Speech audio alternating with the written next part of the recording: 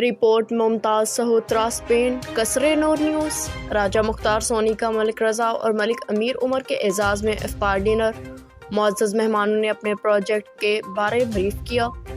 پاکستان سے تشریف لائے ہوئے مہمان خصوصی ملک رضا اور ملک امیر عمر، جو کہ آج کل بارسلونا، اسپین کے دورہ پر ہیں، ان کے اعزاز میں افطار ڈنر کا اہتمام راجہ مختار سونی اور خواجہ جہانگیر نے کرتبہ ریسٹورنٹ اینڈ میرج ہال میں کیا، جس میں پاکستانی کمیونٹی کی مختلف شخصیات شریک ہوئیں، جن میں صدر P T I Spain Muhammad Shiraz Bhatti, coordinator 2 vice chairman overseas Pakistanis commission Punjab Chaudhry Imtiaz لورا، چودھری سلیم لانگڑیال، چودھری کلیم الدین وڑائز، صدر مسلم لیگ نون اسپین راجہ اسد حسین، سوشلسٹ پارٹی کے رہنما حافظ عبدالرزاق صادق، محمد آفتاب اشرف، پرویز اختر جانی، چودھری عمران اختر، سعید احمد، چودھری طیب لورا، چودھری امتیاز آکیہ اور دیگر شامل تھے۔